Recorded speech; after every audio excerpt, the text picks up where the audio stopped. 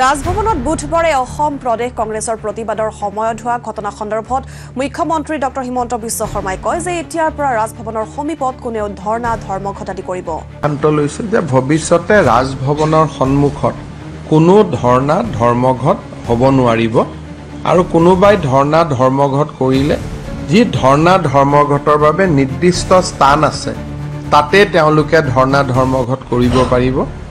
আৰু যোৱাকালিৰ ঘটনাটোত যিসকল লোকে এই গোটেই পুলিচৰ বেৰিকেড আদি ভাঙাৰ বাবে প্ৰচেষ্টা কৰিছিল তেওঁলোকৰ ওপৰত চিটি পুলিচে ফৌজদাৰী গোচৰ লিপিবদ্ধ কৰিছে। একেটা ঘটনাকে ইলেকশ্যনৰ আগত খানাপাৰাত তেওঁলোকে কৰিবৰ বাবে চেষ্টা কৰিছিল। যোৱাকালি ৰাজভৱনত কিবা কাৰণত নহয় কিবা কাৰণত কংগ্ৰেছ দলে গুৱাহাটীৰ ভিতৰত বহু দিনৰ পৰা কিবা এটা ঘটনা সংগঠিত কৰাৰ বাবে চেষ্টা কৰি আছে।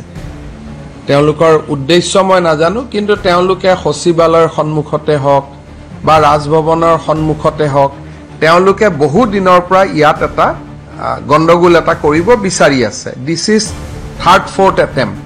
গতিকে মই ভাবোঁ যে এইবাৰ আমি যিসকলক ভিডিঅ'ত দেখা পাম, যিসকলৰ ফটো আছে, যিহেতু পাৰ্মিশ্যন নোলোৱাকৈ তেওঁলোকে কামটো কৰিছিল, আমি কঠোৰ ব্যৱস্থা